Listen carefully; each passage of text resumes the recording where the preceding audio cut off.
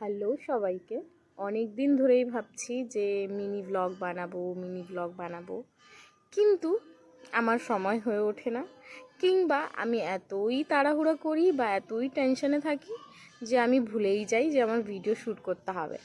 At the end video shoot করে নিল। আমি লাস্ট একটা দিন একটা ভিডিও শ্যুট করেছিলামও, যে আমি মানে কি পজিশনে কাজ করে বেরিয়ে আসি, কিন্তু মানে কি মাথায় আসলো, ফোনটা আমি রিসেট করলাম, বাস চলে গেল, ভিডিও সব শেষ, সব ফটো সব ভিডিও শেষ।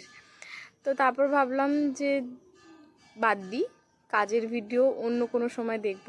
আজকে এমনি নিজের হাতেই জাস্ট একটা মেহেন্দি কোন এক্সট্রা ছিল, তাই ভাবলাম প্র্যাকটিসও হয়ে যাবে আর ভিডিও শ্যুটও হয়ে যাবে, তাই করলাম। স্পেশালি কলকার ক্ষেত্রে তো আমার এমন এমন সিচুয়েশানে আমি কলকা করি বা বেরিয়ে আসি ম্যাক্সিমাম টাইম। আমি এটা বলবো না যে কখনো রিল্যাক্সে করি না, রিল্যাক্সে সত্যি কথা বলতে রিয়েল ব্রাইডের ক্ষেত্রে হয়ই না। আমার তো এতটাই ভালো, আমার না, স্পেশালি আমি যে দিদিভাইয়ের সঙ্গে কাজ করি সে তারও, আমাদের ব্রাইড কখনো অন টাইম বসে না।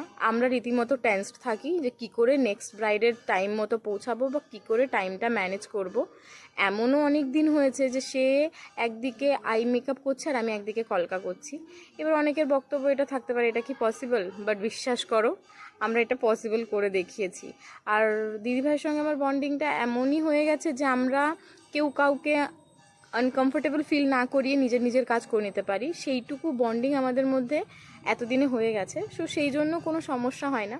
কিন্তু ওই মুহূর্তে আর আমাদের এইটা মাথায় থাকে না যে আমরা একটা ভিডিও শ্যুট করি বা কাউকে বলি একটু ফোনটা ধরো, আমরা কিভাবে কাজ করছি সেটা আমরা শেয়ার করব। সত্যি কথা বলতে ওই মুহূর্তে মাথায় থাকে না। কিন্তু যারা তাদের এই ব্যস্ত সময়ের মধ্য দিয়েও সমস্তটা ক্যামেরাবন্দি করে সেটা সুন্দর করে এডিট করে সবার সঙ্গে শেয়ার করে, হ্যাটস অফ তাদেরকে। যে তারা সত্যি মানে এতটা টাফ, মানে এই জিনিসটা যে না করবে সে বুঝবে না যে সিচুয়েশানটা কেমন থাকে আর কিভাবে এই ওই ছোট ছোট ভিডিও ক্লিপ বা ফুটেজগুলো নিয়ে করা হয়। তো আমিও চেষ্টা করবো ইন ফিউচার ওরকম করার। আপাতত তোমরা এই ছোট্ট একটা ভিডিও দেখে খুশি হও। এইটা হচ্ছে ফ্রেশ 10 একদম তোলার পরে, আর এটা তার কিছু ঘন্টা পর একটু